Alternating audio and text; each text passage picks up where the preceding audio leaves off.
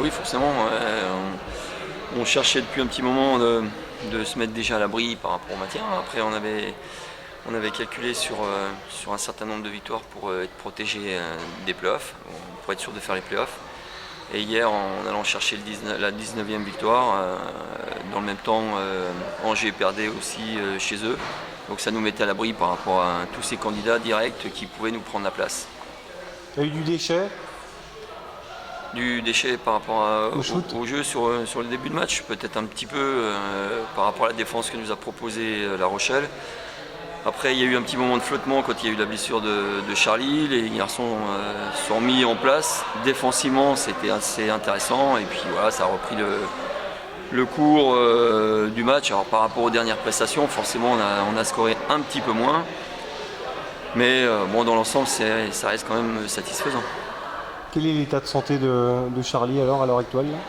Charlie a fait des premiers examens ce matin et il va aller revoir un médecin sur Nancy lundi matin exactement. Donc il y aura peut-être une petite entorse, mais on en saura plus lundi.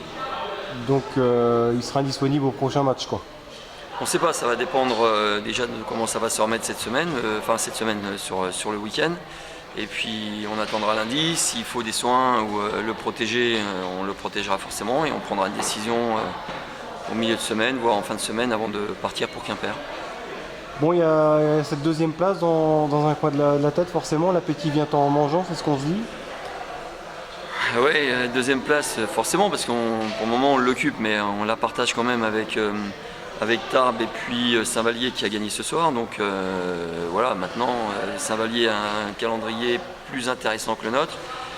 Au niveau du point average, ils sont devant nous, donc on sait que si Saint-Vallier venait à gagner tous ses matchs et que nous on arrive aussi à gagner tous nos matchs, en sachant qu'on a un calendrier quand même assez difficile parce qu'on va à Quimper, on reçoit Tarbes et après on va à Rueil, on ne serait pas deuxième, donc ça serait Saint-Vallier qui prendra la deuxième place. Maintenant le coup est jouable, avec les garçons on va essayer de jouer à fond, mais l'essentiel c'était de se qualifier pour les playoffs, c'est fait. L'organisation du Final Force ne serait que du bonus?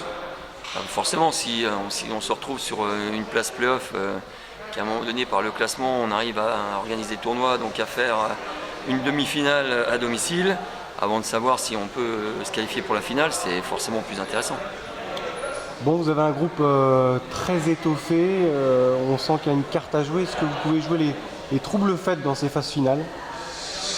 Peut-être, il suffit de regarder aussi ce qu'on fait en fin de saison. Hein. On s'aperçoit que la longueur de banc, le fait de concerner les joueurs, c'est ce qui s'est passé hier d'ailleurs, quand il y a eu Charlie qui est sorti sur blessure.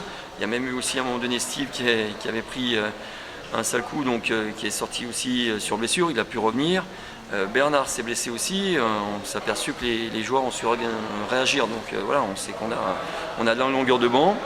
On avait réfléchi aussi à garder les pigistes comme Rémi, puis c'était aussi Charlie depuis un petit moment.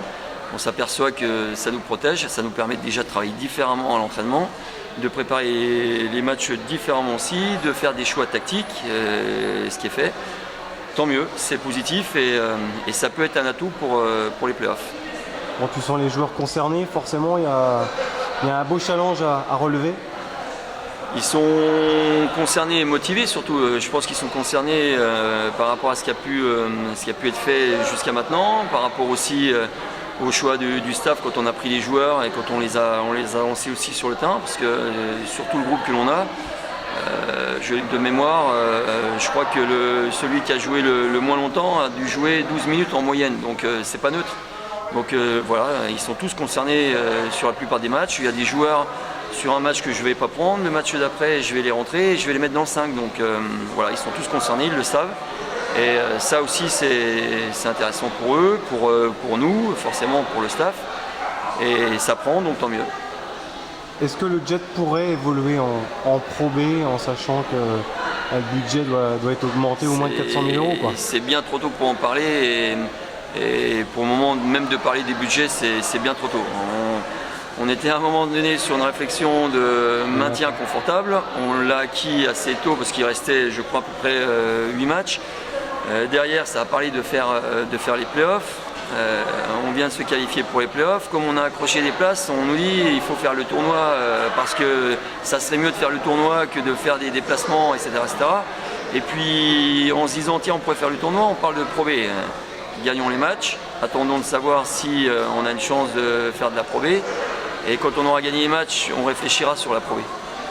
Michael Delegue, qu'est-ce qu'il apporte de plus? De plus par rapport à qui?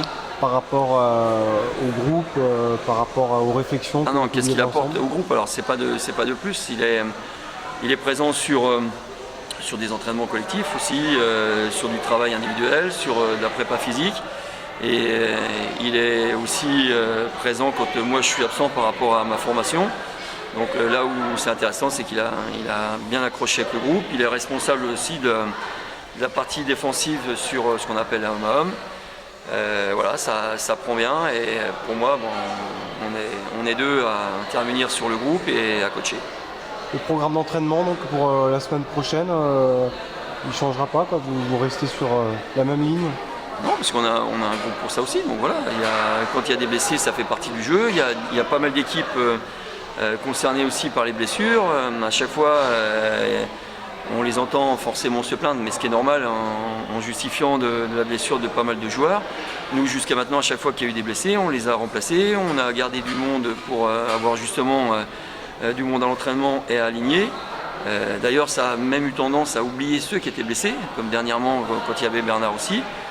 Voilà, on a fait ce choix-là aussi d'avoir un groupe riche en nombre pour pouvoir nous protéger des blessures et puis pouvoir travailler comme on avait l'habitude de faire. Pour conclure, est-ce qu'on pense à la saison prochaine? Est-ce qu'il y a un groupe qui se dessine? Non, parce que c'est la même chose que pour la réflexion de Pro B. Tant que c'est pas terminé, etc., on doit savoir déjà où on va se situer. Alors forcément, ça c'est un peu la réflexion des agents, hein, de vouloir aussi appeler en disant maintenant que tu sais où tu vas être, etc. Ben non, on ne sait pas où on va être parce qu'on n'est pas encore, le championnat n'est pas terminé. On va avoir au moins un tour play-off, donc attendons. On propose déjà des joueurs en gros, quoi. Oui, forcément, mais ça fait depuis longtemps. Et puis on se dit quelles pourraient être les orientations. Mais pour savoir les orientations aussi d'un groupe, il faut connaître le budget.